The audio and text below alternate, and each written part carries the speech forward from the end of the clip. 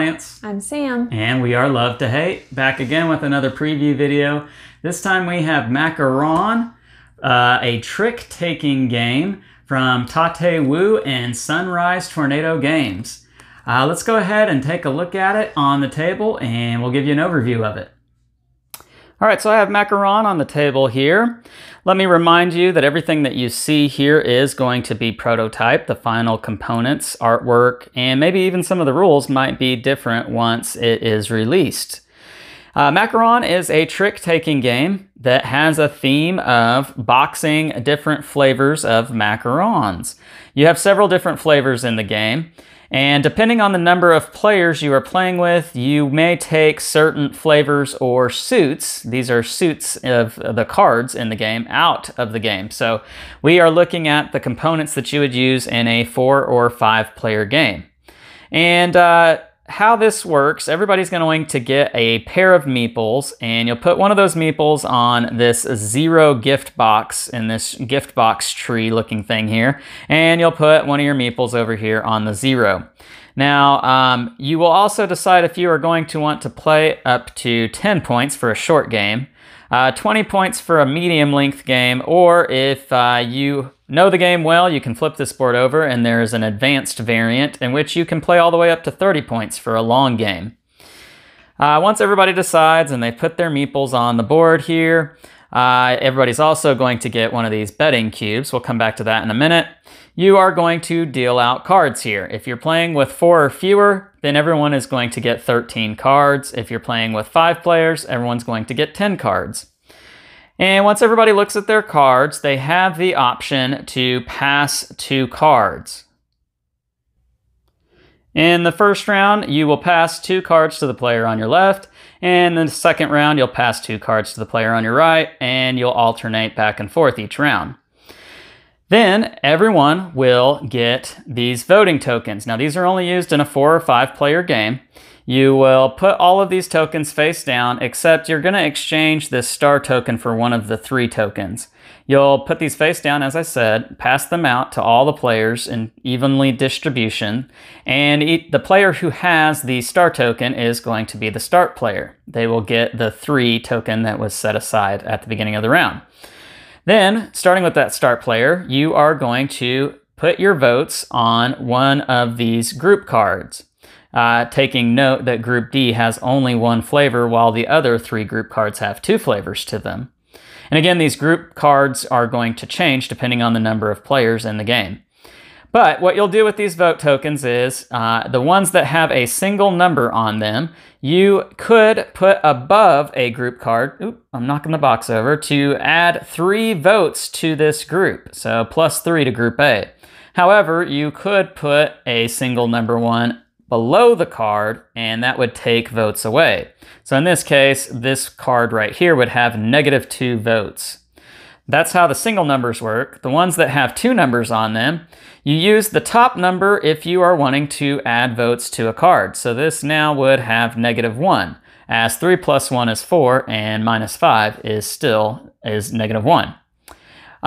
If you are using the bottom number, again, that is to take votes away, and so placing it below here would subtract another vote, and so now we are at -2 again. So that's how voting works. Whichever group has the highest number of votes will become the royal group. Whichever group has the lowest number of votes will become the allergen. The royal group is like a trump in most trick-taking games, in which whenever you run out of cards of the suit that was led or flavor that was led, then you can play a trump or royal flavor, and you could win that trick as long as you are the highest trump or royal flavor. The allergen is kind of like an anti-trump, in which if you play, or any other player plays, an allergen flavor card into a trick, that trick is now worth nothing. You cannot get points from that trick. So it's a way to kind of steal points away from the player who is probably going to win that trick. We'll come back to that here in a second. And what you will do each round after looking at your cards, you are going to take your betting cube and you can place it on one of these mugs over here on the side. Now this is an optional part of the game. You don't have to do this, but what you're doing is you're betting how many tricks you're going to take. And so taking this meeple off here, each time you win a trick that does not have an allergen flavor in it, you are going to move one space along this scale here, following numerical order. Wherever you end up at the end of the round, say you end up here on 4, if your cube was on the coffee mug that is horizontal with that line on the scale here, you are going to receive an additional 2 points to however many points are on that same line on this side. So in this case, if I ended up here and my cube was on the 2 here, then I would get 3 plus 2, and I would get 5 points moving along this scale all around the outside here. If, however, I had placed my cube here, then I would still get my 3, but I did not get my bet, and I'm going to lose 1 point. So that's how that works. Trick taking works just like it does in every other game that there is trick taking. Whatever card is led, you have to play that same suit, and if you don't have a suit, have that suit, you can play another card in on it. And if it is the trump suit, which you use this token right here to declare trump, and so if, for instance, we put it right here on group B, then both the strawberry and blueberry flavors are considered trump. So if pistachio 4 was led, then, and this is my hand over here, and I didn't have pistachio, I could play blueberry, and now I am leading that trick because blueberry 6 is better than pistachio 4, even though pistachio was the lead suit. Now, if somebody played a higher blueberry or strawberry, then they would be leading that trick. And when you win a trick, you advance one space forward on this scale again. Unless, let's say, for instance, that the allergen happened to be almond, or excuse me, chocolate. Let's do chocolate in this case, being since this is a chocolate card here. And another player played chocolate into the suit. Now this trick becomes worthless. There are no points in this trick, and you would not advance one space forward. You would stay where you are. The round continues until one player reaches all the way to the 8, or until all 13 tricks, or 10 if you're playing a 5-player game, are played, and then that is the end of the round. You reset everything, and you divvy up the voting tokens in a 4+ player game and figure out who the new start player is, royal group, and allergen flavor. One other thing real quick, there are some unique cards in the deck. Let me see if I can't find one of those real quick. The 2s in the game all state if this card is in the trick is allergen free. So when you play a trick that has a 2 in it, even if this is the allergen or there is an allergen card in that trick, it instantly becomes allergen free and it is now worth points again. So that is nice. The other special card in the game is the 1 cards. The 1 cards state if this card wins the trick, plus 3 boxes instead of 1. So that can be a nice catch-up mechanic if you placed your betting cube way up here or you just want to get lots of points. That's pretty much it. Whoever reaches the voting or the number of points that you are trying to achieve by the end of the game is the winner. And if more than one player reaches it in the same round, then it's whoever goes the furthest on the track. And that is how you play Macaron. All right, we're back. And right now we're going to share our thoughts on Macaron and maybe what you could expect when you play it for yourself and whether it might be a game that may be good for non-gamers out there. So as you saw in the video, Macaron is a trick-taking game in which you will be choosing the royal or trump flavors each round, as well as the allergen or perhaps anti-trump flavor. And that's pretty unique. I've never seen a trick-taking game quite like that. This game also has several different suits. That's something that was also pretty unique about it. You know, most trick-taking games, you only have 3 or 4 different suits. This one, you have at least 5, if not more, depending on your player count. And so that has that going for it. Sam, what did you think about Macaroon? What were some things you enjoyed? Typically, trick-taking games aren't my cup of tea, but I did enjoy this one. I liked the control aspect you have with choosing the allergen and choosing the trump card.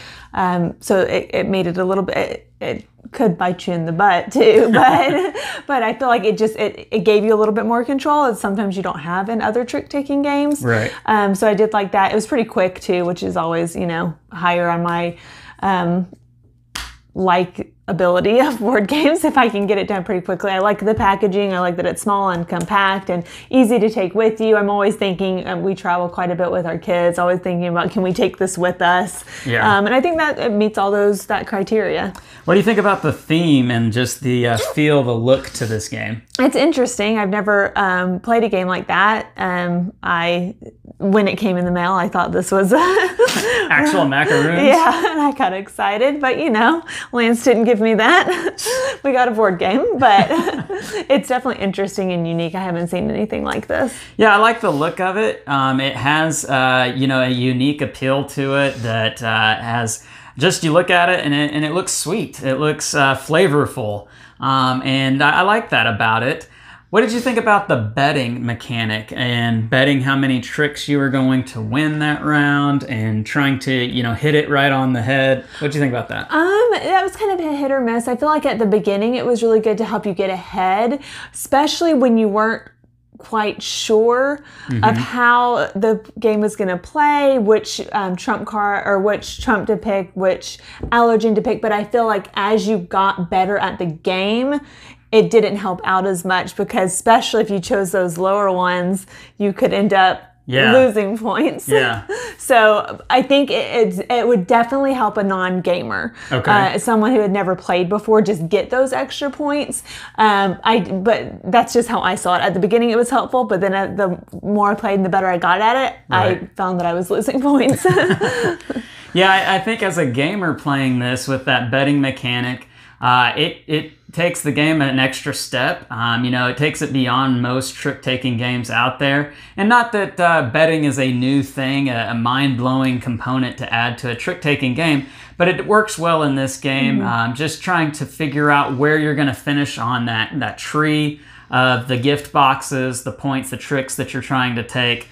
We didn't really do it in our playthrough video, but there is an advanced side of that board, and it breaks it down even more succinctly, and so the betting just gets more detailed when you play the advanced game, which is something that you could do maybe with non-gamers after you've played it a time or two to get them warmed up to the idea of what you're trying to do with this. I really enjoyed Macaroon. I thought it was a unique, fresh twist on trick-taking, which is one of my favorite kinds of games. Sam, not so much for her, but it is for me. I enjoy it. It's simplistic and quick, easy. Plus, it takes a lot of thought in how you want the round to play out. Do I play this card now, or do I hold on to it later? Do I even want to win this trick? Which is kind of unique. You don't always see that in trick-taking games. You generally want to try to win as many as you can. But in this game, there's times where you don't want to win, especially if it has an allergen flavor in it, and that really disrupts your... And I think as a non-gamer and someone who doesn't specifically like trick-taking games, that concept was easier for me to understand than I thought it would be at the beginning. So I would definitely recommend this for non-gamers. It may take a time or two, but I think it's definitely a good introduction to trick-taking games with some spins in it.